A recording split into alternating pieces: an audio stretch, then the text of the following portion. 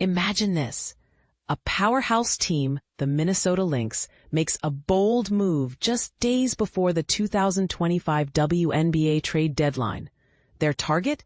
DiJonai Carrington, a player who had a breakout season in 2024. But here's where it gets controversial. The Lynx had to give up some significant pieces to get her. Let's dive into the details and see how this trade might shake up the league. Early on Sunday, the Lynx pulled off a major trade with the Dallas Wings. They sent over Diamond Miller, Carly Samuelson, and a 2027 second-round pick in exchange for Carrington, who was named the 2024 Most Improved Player. This move comes as the Lynx are waiting to hear more about the severity of Napheesa Collier's ankle injury, which she suffered late in their dominant 53-point win over the Las Vegas Aces on Saturday. While the team holds its breath, let's break down the trade and see how it might impact both sides. The trade breakdown. Lynx receive DiJonai Carrington. Wings receive Diamond Miller, Carly Samuelson, 2027 second-round pick.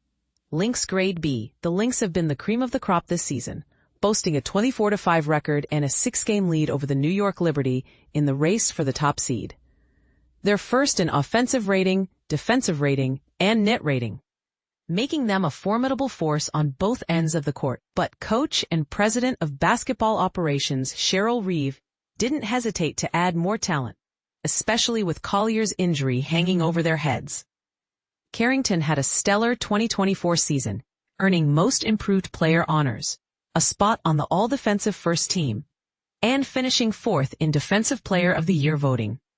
However, her time with the Wings didn't go as planned. She struggled to find her footing after an off-season trade and was eventually benched after 12 games. But don't count her out just yet. With Reeves' defensive prowess and the Lynx's strong infrastructure, Carrington could easily get back to her best.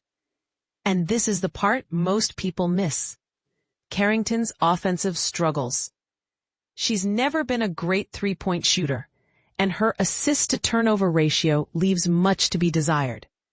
Come playoff time, opposing teams might be able to exploit this weakness, potentially mucking up the Lynx's offense.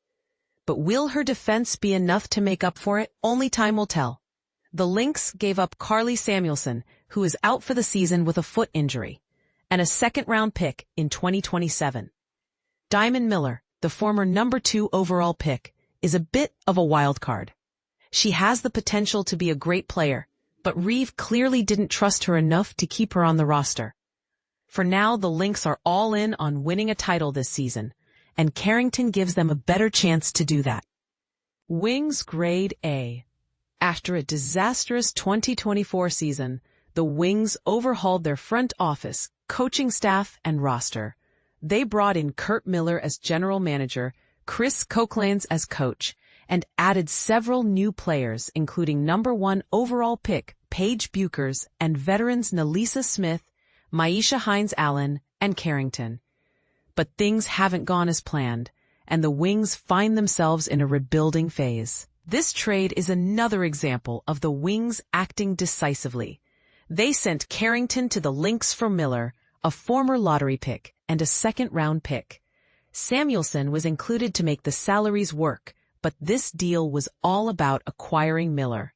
Miller had a promising rookie season in 2023, but struggled to find her footing after knee surgery. She played sparingly for the Lynx this season, but when she did, she often performed well. She has the size and athleticism to be a unique two-way force on the wing, and in Dallas, she'll finally get a chance to prove herself. This trade could be a pivotal moment in the Wings' rebuild around Buchers. They flipped an underperforming Carrington for a young, talented player in Miller, who is under team control through the 2026 season. It's a win-win for the Wings, and it's clear that they're thinking long-term. But here's a thought to chew on. Do you think the Lynx made the right move in trading for Carrington? Will her defense be enough to outweigh her offensive struggles? And what about the Wings? Did they make the right call in trading Carrington for Miller? Share your thoughts in the comments below, and let's get this conversation started.